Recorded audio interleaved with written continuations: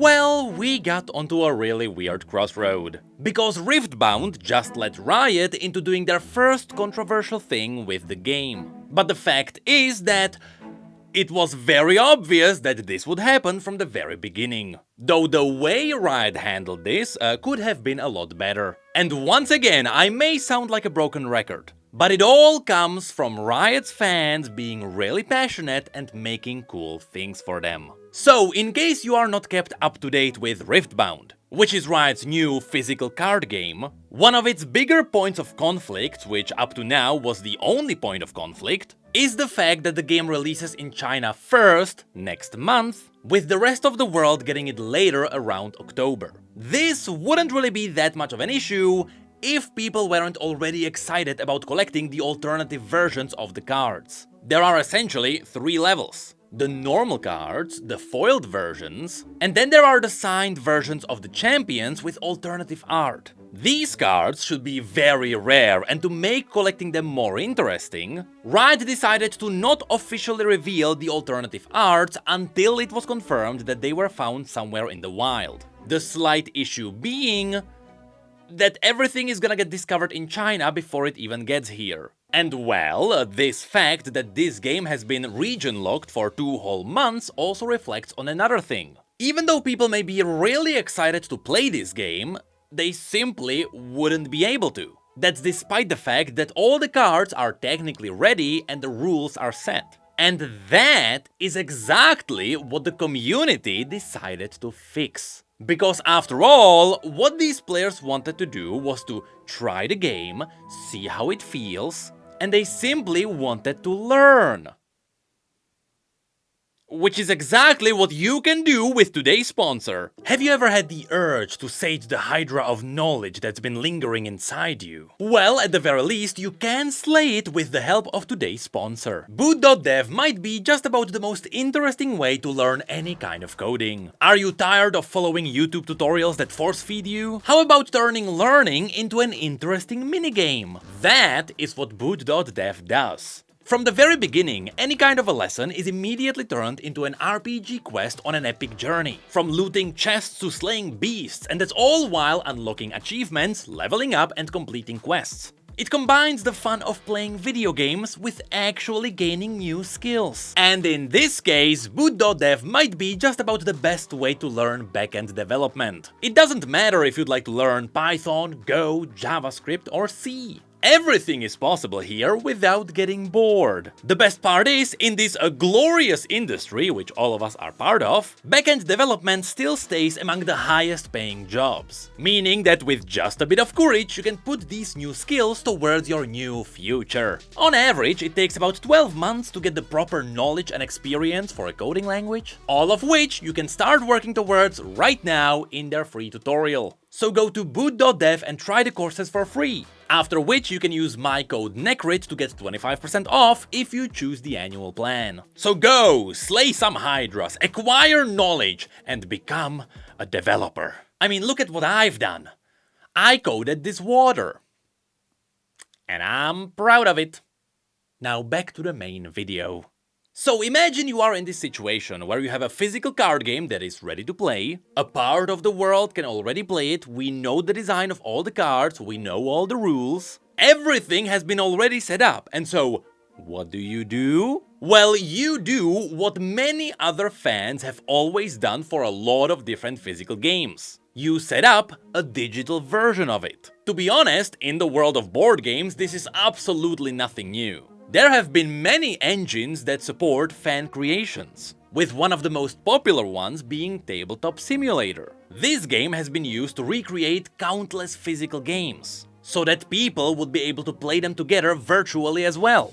And to be more specific, a great example here is Warhammer 40k, which the fans recreated in Tabletop Simulator, and now this virtual version is being used to teach people the rules. And well, this is a pretty effective way of getting people into the games without the commitment of opening your wallets. But it all comes with a pretty big caveat. Because it is all taking someone's intellectual property to play these games. And so, every time one of these recreations pops up, it is all completely ran on the mercy of the IP's holder. At any point, they have the lawful right to just take it down. And throughout the history of board games, it already happened a few times. One perfect example here is Lorcana. Now, Lorcana is a game I know exists only because sometimes I see the logo in like a toy store somewhere. But this is a card game made by Disney, which overall, according to the reviews, is a really good game,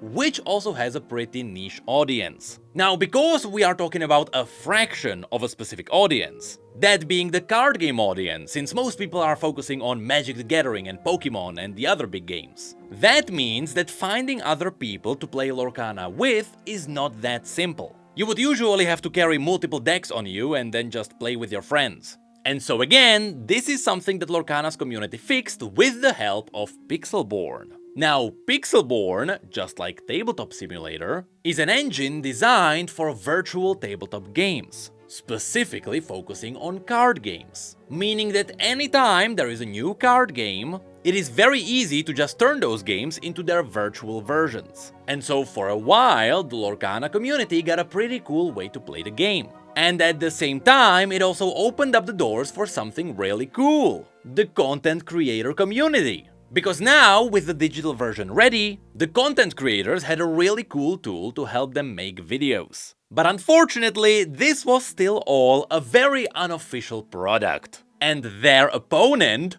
was Disney. So after a surprisingly long time, Disney stepped in and took it down. And the Lorcana community wasn't really that surprised. They just got surprised that it took them this long to take it down. Which takes us back to Riftbound. Because just like what happened to Lorcana, Riftbound also got a digital version on Pixelborn, and there it's been up and running for multiple months. All the people who got really excited about the game now had a chance to try it out. I mean, it was a good tool to make people get into it, but the entire time, Riot was aware of what was going on, and in fact, back in June, according to Riftbound report, in a private talk, apparently Riot confirmed that if the simulator is not making money, it should be good. But should Riot decide to make an official simulator, they would ask everyone to take down the community versions. And well, 4 days ago, an eventful day happened. That day, on their official channels, Riftbound released a video explaining the rules. It is a really cool video to get you up and running for the game, but at the same time, they shut down Pixelborn for Riftbound, as well as any other form of playable digital version of Riftbound,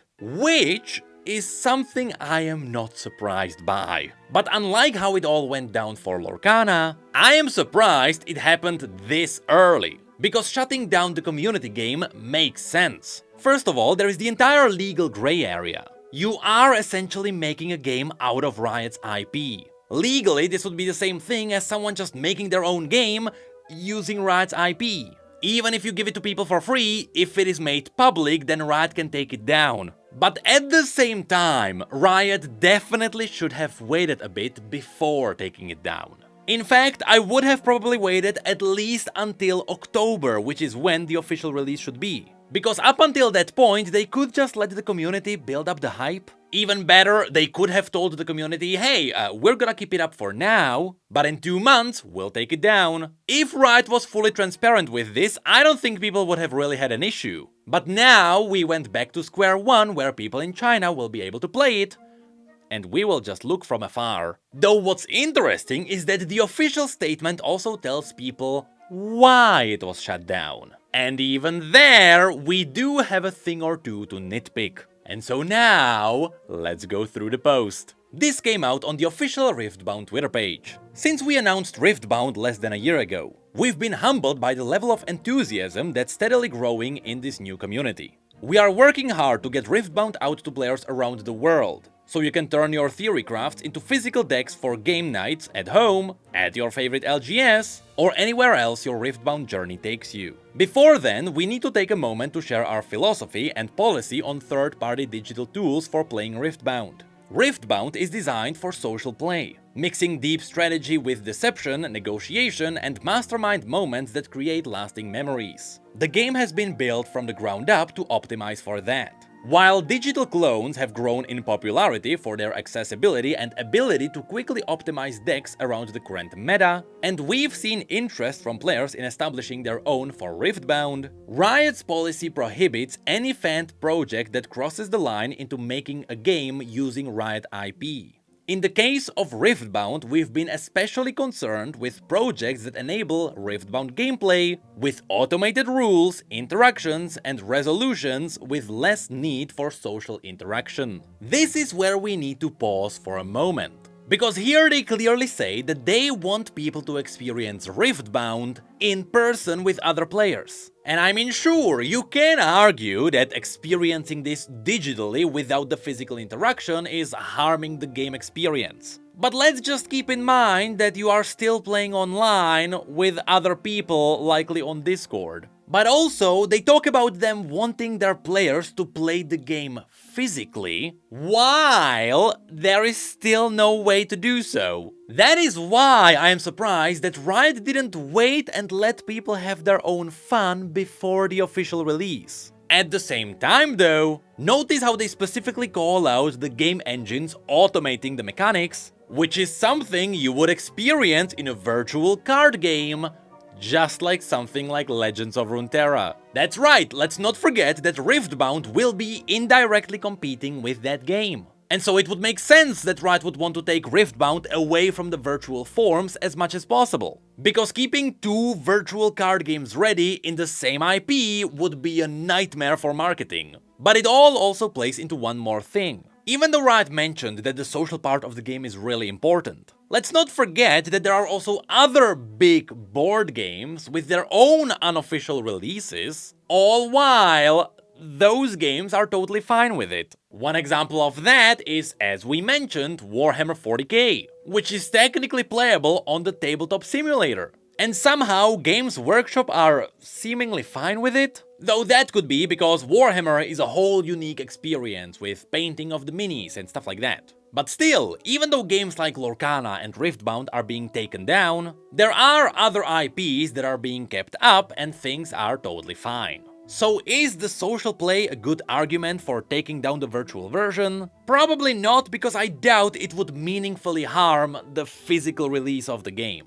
But the post then continues. That means that tools like card galleries or deck managers are generally encouraged because we want players to be able to theory craft, deck build, and share their latest brews with the Riftbound community. When those tools become standalone games, however, and remove the manual and social aspects of Riftbound that we've built around, they can warp the experience in a way that's unhealthy for the long-term development of both the Riftbound community and the game itself. Our goal is to support creative projects that enrich the Riftbound community and provide a better player experience. If your app aligns with that mission, we would love to hear about it and work with you to help bring it to life. Read on for more information on how you can set up your app using our API in compliance with our legal jibber-jabber and this, our digital tool policy here. Yes, the legal jibber-jabber is actually the name of their terms. Once again, here they underline how important the social play is. Which again, I'm not really sure if that's the right argument. Taking down a digital version of your game? Yeah, I get it, that's not surprising. But taking it down before the community can even try anything? That's the move that probably wasn't great. But to close this all, there is one more thing that needs to be mentioned. Previously, allegedly, Riot mentioned that everything will be fine